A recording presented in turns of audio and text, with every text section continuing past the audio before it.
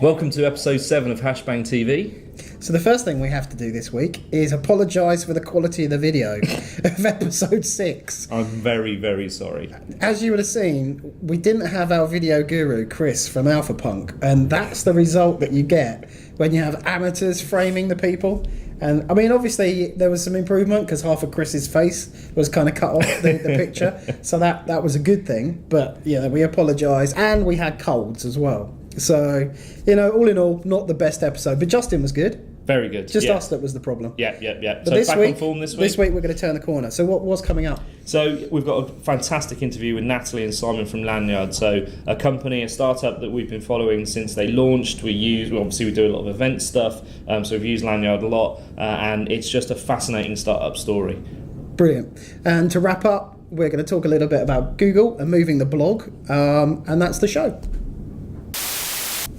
Okay, so following up from a previous episode, you may remember that I talked about the South by Southwest microsite from Lanyrd, and I'm delighted to say that we're actually joined by Simon and Nat from Lanyrd. Hello. So we've actually delivered on our promise to get people on the show that we've talked about in glowing terms. So that's fantastic. So can you maybe, for people that haven't come across Lanyrd just yet, can you kind of give us a quick kind of 2-second overview about what it is? Sure. So we're a startup based in London. We run a site, lanyard.com, LANYRD.com, which helps people get more out of professional events and conferences. So we help people find the right events to go to, sort of get the most out of them while they're there. And then afterwards, we help collect together the slides and the video and the notes and so on. So there's a permanent archive of everything that happened. So can you just give us a kind of an insight in terms of what kind of inspired you to start the company up? Sure. So Lanyrd actually started as a side project for us. It was something that we launched on our honeymoon, sort of 3 months after we'd got married and we were travelling around the world and so forth. But really it was to solve problems that we'd had. So the first one was that we were finding we kept on missing out on really cool events that our friends were going to. And the way you hear about events is word of mouth. But word of mouth sometimes just isn't enough. We had this incident where I was working at The Guardian, and one of my co-workers organised this weekend sort of unconference about geospatial hacking, which Nat loves geospatial stuff. I'm interested in it. It was organised by the guy who sat opposite me at work. It was at the place where I worked. Half of our friends were going, and we didn't hear about it until halfway through the event, because I hadn't had the right conversation at the right time to hear that this thing was happening. And some of my co-workers were going as well. So there was that. There was also the problem that I do quite a lot of public speaking, and I was finding that there was nowhere for me to build up that portfolio of talks that I've given. I had one page on my website where I was trying to collect this stuff, but it was quite frustrating to have to do that. And none of my friends who were speaking really had this portfolio either. Right. So there were a whole bunch of different things that sort of came together into the initial idea for the site. So you mentioned before that you're a husband and wife team, and that this whole venture started on your honeymoon. So how have you found that working? Pretty well. So we've been together for about 10 years. We got married last year, and no, it wasn't last year. 2010, it was a year and a year. June 2010. 2010, and we went on honeymoon. We were planning on this kind of 3-year long honeymoon, doing client work as we were travelling. 3 months in, we were in Morocco, and we got horrible food poisoning, and we were too ill to keep going, and it was Ramadan, so there was no food available anyway, that none of the restaurants were open. So we rented an apartment for 2 weeks and said, okay, we've got an apartment, we've got a kitchen, we can at least cook for ourselves, and we've got this idea that we've been knocking around, so let's build the first version and 2 weeks, stick it online, see if anyone's interested in it and see what happened. We should launch the alpha after about a week, and it seemed quite successful, and when we launched the final thing, it just took off way faster than we thought. Like it was quite soon obvious that it wasn't really going to be a side project. Because it was people were assuming that we were working on it full time already, and that we already had a big business, and and it feels like he's been around much longer than that as well. It's got such brand awareness now. It feels like it's been there forever. I think we benefited a lot from building it around Twitter. Right from the start, the way you signed into Lanyrd was with your Twitter account, and the reason we did that is we were looking at Twitter and the way it seemed like 1 in 3 tweets in our stream was from one of our friends talking about an event they were at or they were going to. Events, that's where the unofficial, the back channel event is on Twitter these days. And also speakers put their Twitter name on their slides. So it becomes your official identity that you associate with the talks you're giving, at least within the technology space. So the idea was we'd build it against Twitter. When you signed into the site, we'd look at who you follow on Twitter and show you events that those people were speaking at or attending. And the really nice thing about that is because we keep track of who's speaking at an event, when we launched, we had a whole bunch of events in there with the list of speakers based on their Twitter name. So even if those speakers hadn't signed in yet, we still had a profile for them which they could log in to claim. And it meant that anyone who was following one of those people would get recommendations. So I think right out of the gate, the site was useful on day one when only the 2 of us had really been putting data in. And then as more people started adding data, it sort of got exponentially more useful. I think that's just so smart. I mean, when we were talking about the South by microsite, I mean, that was the thing, right? I signed in. I was bombarded with information from the official site and all those kind of things. There was an official app, but it's not that easy to navigate. So immediately signing into Lanyrd, I suddenly discover who I know that's going, who I'm following that's speaking, and it just peer recommendation obviously is far more powerful than getting push marketing material. So the whole thing just suddenly made sense of something that was pretty daunting. Suddenly became actually, oh cool, he's there, I'll go see that, and it just worked perfectly. So just jumping back to the kind of origins. So you were a Y Combinator company, right? So we hear a lot about that. I mean, obviously the show is for the UK audience. So can you give us a flavour of what it's like to go through that experience? I mean, because the glamour of the valley and all this kind of stuff. Is it true? Does it live up to the hype? What was your kind of take on that? It's pretty intense. So when we applied to Y Combinator, we'd kind of already realised that it wasn't only going to be a side project, and we thought we needed the kind of support and the advice that Y Combinator offers, way more than we needed the money. Like the money that they give you is mainly for living expenses for the 3 months in Silicon Valley. Only now with Y Combinator you get the extra money from Yuri Milner and SV Angel, but that it's still very much about the advice and the network. And you have dinners every Tuesday where they organise this dinner. It's kind of like it's a social event, and there's a speaker who speaks completely off the record, and everything they say is considered to be, you just don't share it, right? And so they're able to talk like completely honestly about stuff that's gone wrong with startups.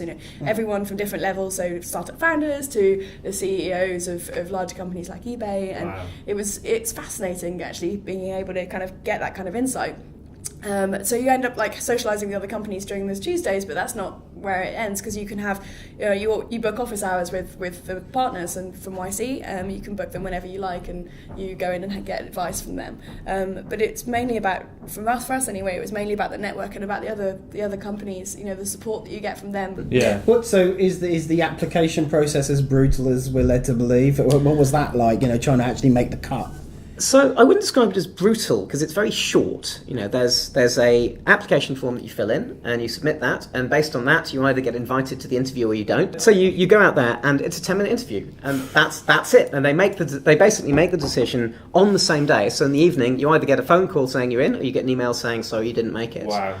But so it's not brutal in that it goes on for ages. I mean, in our case, we actually fell ill again in Luxor. We had food poisoning again, and this time we used it as an excuse to do our Y Combinator application, which is just this. It's a form and a 1-minute long video that you make. Okay. We actually filmed our video with Luxor Temple in the background, but we played it straight. We didn't mention that there was this Egyptian temple behind us. It's quite good fun. So you do that application, you go for the 10-minute interview, and then on the basis of that you get the decision. So pretty stressful 10 minutes. Yes, well, ours ended up being 14 minutes, so it was even more stressful. And you're pitching to a panel of... It's the partners, the YC partners. Right. And they're on one side of the table and you're on the other side. And there's like 8 of them. I think there might be even more now. So did you go for the factual approach or the quirky approach? How would you make an impression? You don't get to make an impression. They ask you questions. Oh right, so okay. So we had this demo already. We came in with the demo and they just started throwing questions at us. Oh, okay. We had a whole bunch of pre-prepared answers. We've been practicing really hard, and they didn't ask any of the pre-prepared questions that we thought they might ask. Right. So you don't get to do a little routine. It's just no, absolutely and you're not gonna get in unless you answer the question they actually ask you. That's the most important thing. thing. Otherwise, because they ask you if they ask you a question, it's a little bit similar to one you want to answer, so you answer the one you want to answer, and people who've done that, like not really gonna regret fly. it. Right, Yeah. So I'm really interested in the kind of the decision to apply for Y Combinator. Was that in parallel with other kind of programs like that, or did you just feel that there wasn't that infrastructure or that support in Europe, and you had to go to the Valley? So we didn't actually even think about any other programs, and we weren't even planning on applying to Y Combinator. I mean, to begin with, we were planning on just bootstrapping it and continuing to travel, maybe hanging out in Costa Rica for a bit.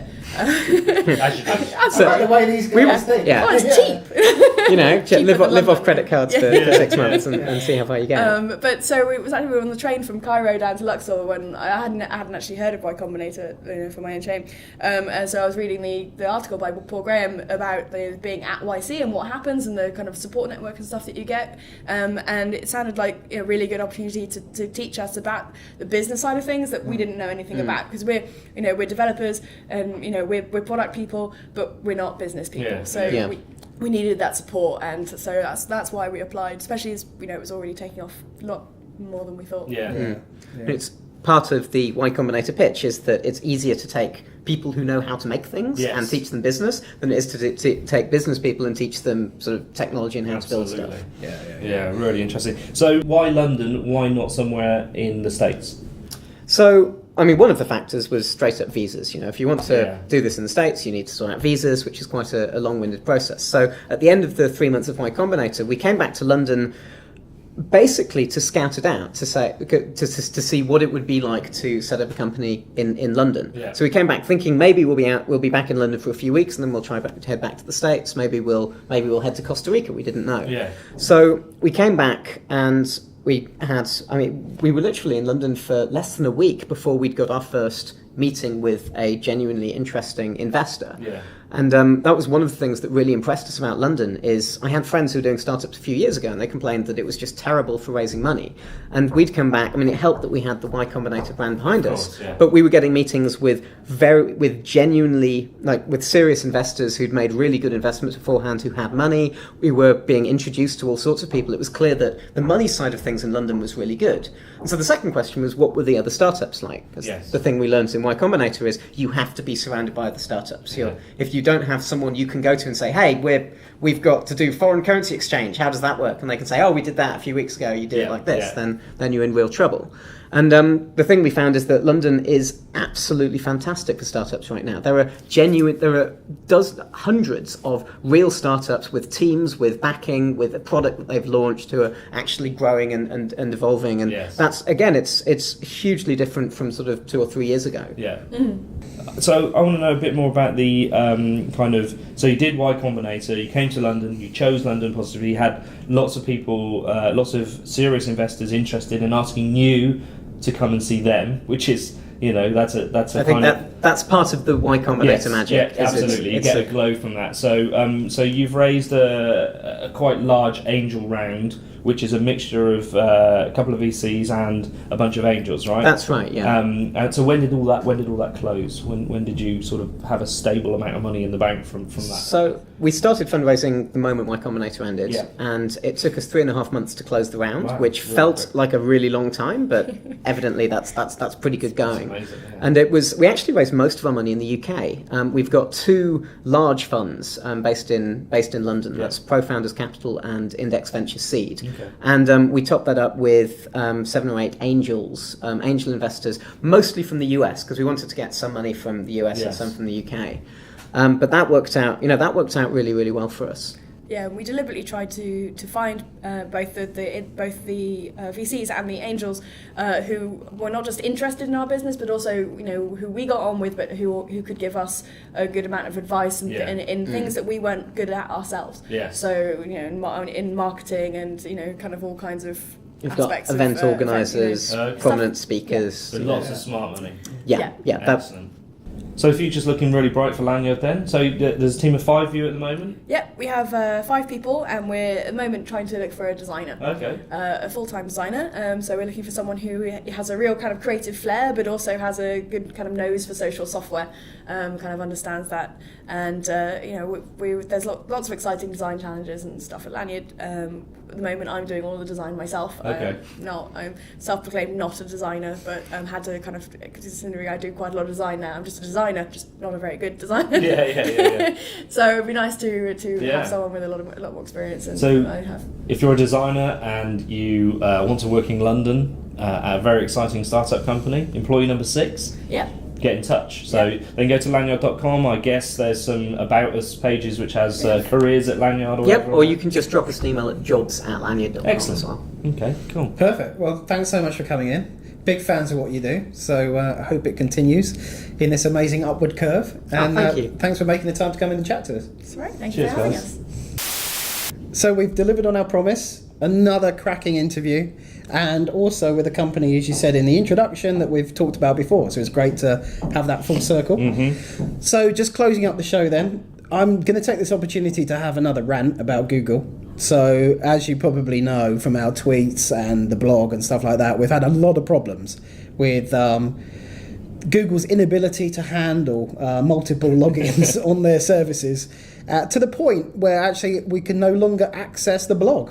It's now completely... Blogger isn't accessible. Yes, yeah, we're stuck in an infinite loop. So we've given up, and the good news is we have moved the blog to WordPress.